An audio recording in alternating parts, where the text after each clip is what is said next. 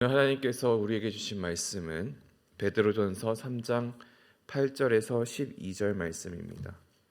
베드로전서 3장 8절에서 12절 말씀입니다. 제가 가진 성경으로는 신약성경 380쪽에 있습니다.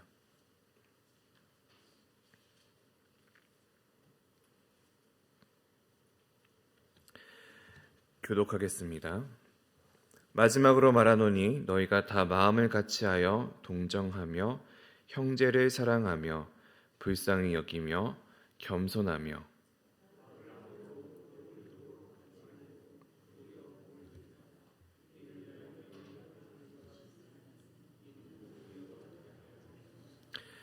그러므로 생명을 사랑하고 좋은 날 보기를 원하는 자는 혀를 금하여 악한 말을 그치며 그 입술로 거짓을 말하지 말고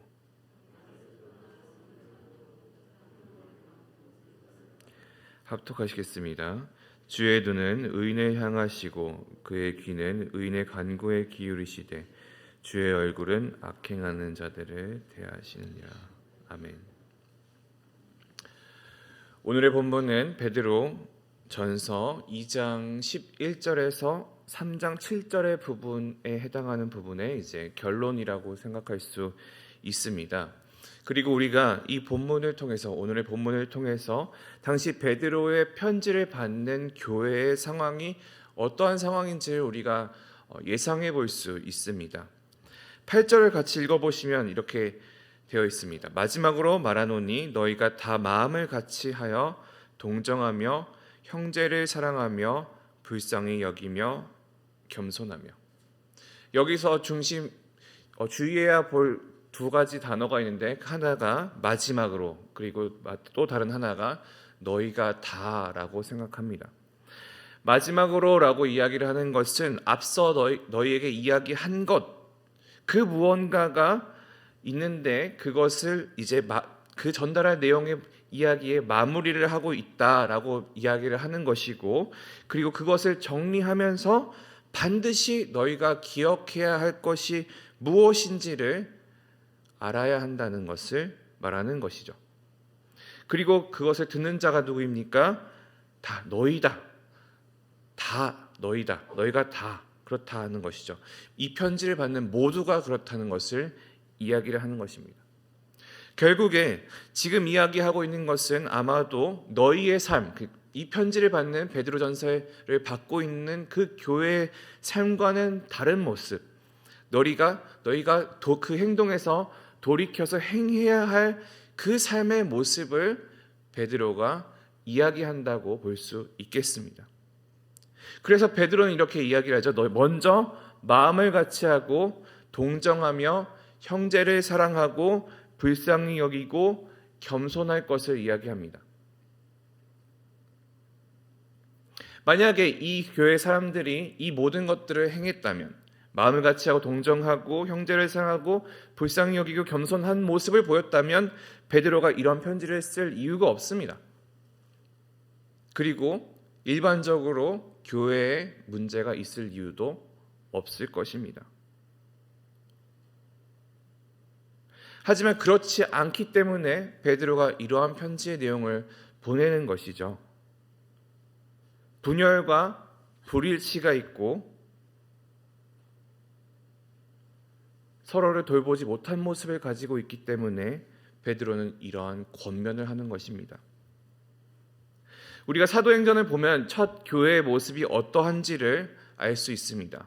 그 모습은 어떠한 모습이었는지 한번 생각해 본다면, 서로를 살피고 소외당한 자를 돌보며 혹시나 그런 사람들을 까먹을 수 있을까 봐, 소외당한 사람이 있을 수 있을까 봐 그 리더를 세워서 그들을 케어하게 하고 서로 돌봐주며, 그렇기 때문에 가난한 자가 없었다라고 성경은 이야기합니다. 그러나 베드로는 오늘의 말씀을 통해서 이 편지를 통해 지적하는 것입니다. 너희의 삶은 지금 분열되어 있으며 개인주의적이고 이기적이고 자만한 모습뿐이다. 너희 옆에 있는 다른 성도의 기쁨과 슬픔과 그 필요를 알고 또 또 공감할 줄 알아야 되는데 너희의 삶의 모습에는 그런 모습들이 없다는 것이죠. 예수님이 가르쳤던 그 사랑의 모습, 너희가 보고 알고 배워왔던 그 예수님의 사랑의 모습과는 다른 모습으로 지금 살아가고 있다는 것을 베드로가 지적하는 것입니다. 사랑은 어디서 옵니까? 우리가 알고 있는 그 궁극적인 사랑은 어떤 것이죠? 예수 그리스도의 그 십자가 사건에서 오는 것입니다. 모든 것을 내어주신 그 하나님의 사랑 안에서 오는 것이죠. 그런데 우리가 받은 그 사랑을, 죄의 용서를 우리가 그 옆에 있는 우리 옆에 있는 이웃에게, 교회의 동역자들에게, 다른 이들에게 흘려보내야 하는데 베드로는 이것이 보여지지 않음을 지적하고 돌이켜 사랑으로, 동정으로 하나 되어야 한다는 것을 오늘 말씀을 통해서 이야기하는 것입니다. 오늘 본문의 8절이 이제 성도 간의 관계 안에서 어떻게 살아야 될지에 대해 중심을 두었다면 9절은 신자들을 학대하는 불신자들, 그리고 예수 그리스도를 알지 못하는 그 믿음의 사람들에게, 원수와 같은 자들에게 어떻게 해야 할지에 대해서 이야기하고 있습니다. 9절 같이 읽어보겠습니다. 시작. 악을 악으로, 욕을 욕으로 갚지 말고 도리어 복을 빌라.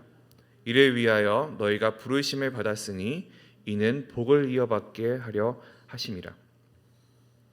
이것도 마찬가지로 보면 너희가 받은 그 사랑을, 너희가 본 그 사랑을 기억하라는 의미로 생각할 수 있겠습니다. 율법에서는 사실 이에는 이, 눈에는 눈, 이런 식으로 말하는 것이 조금 더 타당하다고 여겨질 수 있습니다. 그러나 베드로는 이러한 것을 이야기하는 것이 아니죠. 너희가 받은 복이 어디서 오는지를 기억하는 것, 떠올리는 것, 그것을 전제로 이야기하는 것입니다. 예수 그리스도는 고난 안에서 어떻게 하셨습니까? 죽음을 이기시고 부활 승천하신 그 예수가 자신을 고난케 하고 학대하던 자들에게 어떻게 하셨습니까? 예수님이 그들에게 모욕을 주고 그들을 모두 쓸어내셨나요? 그렇지 않습니다. 사랑을 베푸시고 용서하시고 하나님 나라의 그 비밀을 알려주셨죠. 베드로는 이 편지를 받는 모두가 너희가 보고 배운 것, 예수님이 가르쳐 주신 것, 예수님을 통해서 너희가 알게 된 것, 그것을 너희의 이웃과 원수들에게 동일하게 행할 것을 말하는 것입니다. 바울도 마찬가지로 그의 편지에서 유사하게 말했습니다. 데살로니가 전서 5장 15절 말씀입니다. 삼가 누가 누구에게든지 악으로 악을 갚지 말게 하고 서로 대하든지 모든 사람을 대하든지 항상 선을 따르라. 베드로도 그렇고 바울도 그렇고 그 편지 안에는 언제나 예수님의 가르침을 근거하는 것을 우리가 알 수 있습니다. 예수님도 마찬가지로 이렇게 말씀하셨습니다. 누가복음 6장 28절입니다. 너희를 저주하는 자를 위하여 축복하며 너희를 모욕하는 자를 위하여 기도하라. 베드로는 그렇다면 왜 이런 내용을 편지에 담았을까요? 왜냐하면 그 인간의 습성이라는 것이 그렇기 때문입니다. 그리고 당시에 그 그리스와 로마 사람들이 가지고 있었던 그런 말의 풍습에서도 마찬가지이기 때문입니다. 그것은 어떠한 모습이냐면 이기고 본다라는 그런 것이죠. 말로 싸워서 이겨야 된다라는 그런 마음을 모두가 가지고 있기 때문입니다. 그러기에 이 스스로 이겨먹고자 하는 마음, 원수를 갚아주려 하는 마음, 그 마음을 가지고 있는 것에서 돌이켜서 예수 그리스도의 가르침을 따라서 그리스도인으로서 살아야 할 그 삶을 베드로는 이야기하는 겁니다. 앞선 8절과 9절이 지적하는 모습을 이야기한다면 이제 10절에서 베드로는 그러므로라고 이야기를 합니다. 이 그러므로를 다르게 번역한다면 이렇게 왜냐하면 것으로 우리가 번역을 할 수 있는데요. 그러면서 베드로는 시편의 말씀을 인용하는 것입니다. 제가 시편의 말씀을 읽어드릴 텐데 오늘 베드로전서의 말씀과 비교해 보면 좋을 것 같습니다. 시편 34편 12절에서 16절의 말씀입니다. 생명을 사모하고 연수를 사랑하며 복받기를 원하는 사람이 누구뇨? 내 혀를 악에서 금하며 내 입술을 거짓에서 금할지어다.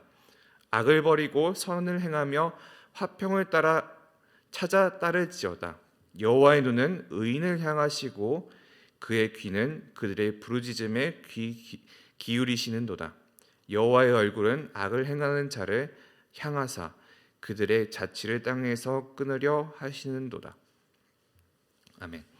이 16절 맨 마지막 부분, 그들의 자취를 땅에서 끊으려 하시는도다라는 부분을 제외하면 거의 동일하다고 보실 수 있습니다. 베드로는 이 편지를 가지고 성도들이 당면한 문제를 이야기합니다.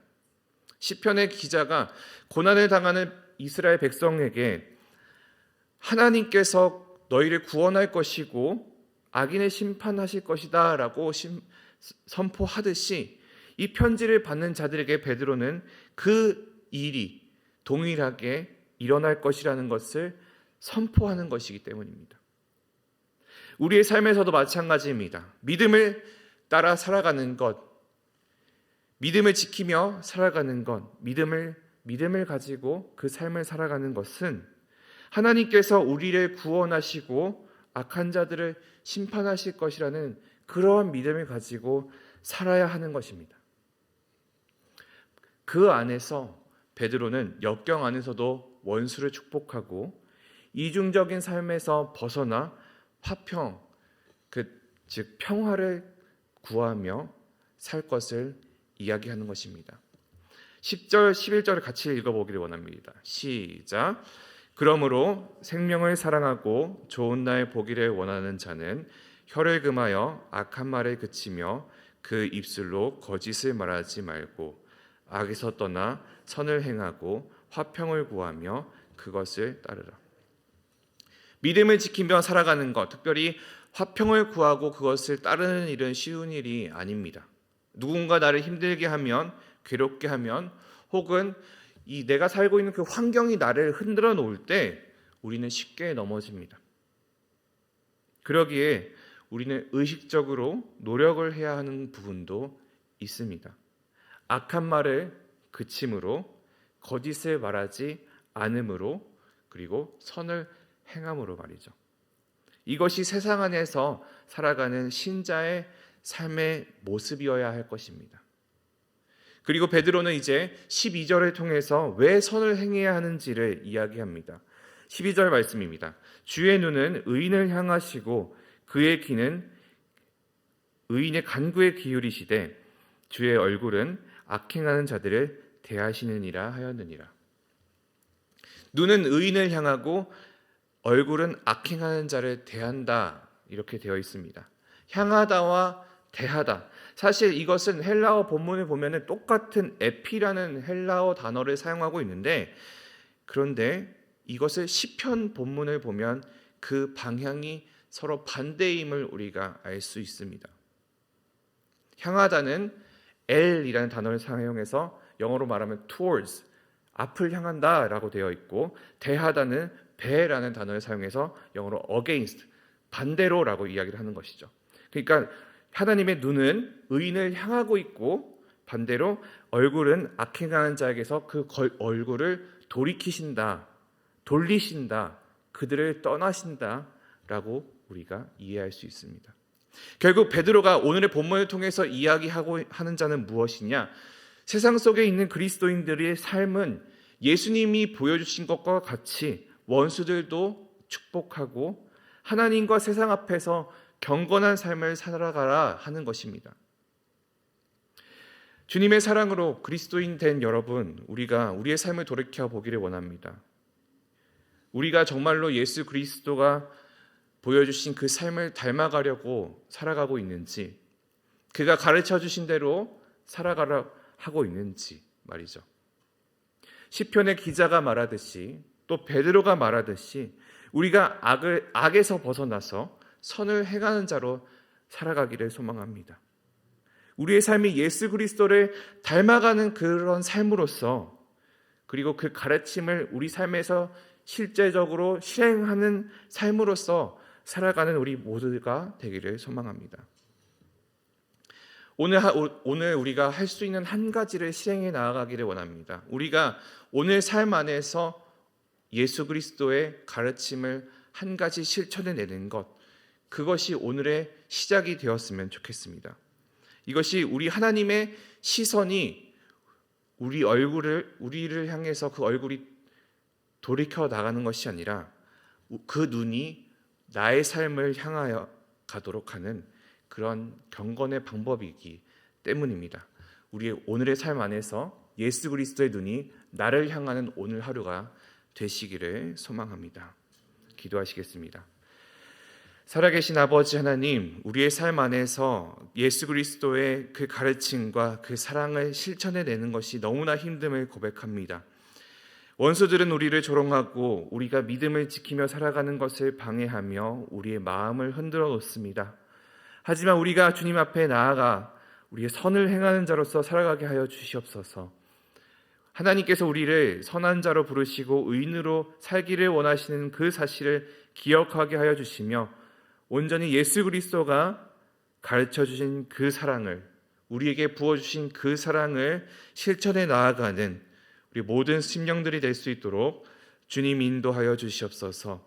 하나님, 우리의 삶을 돌이켜 주님의 시선이 우리를 향할 수 있도록 주님 인도하여 주시옵소서. 그것을 우리의 삶 안에서 실천해 나아가도록 주님 인도하여 주시옵소서.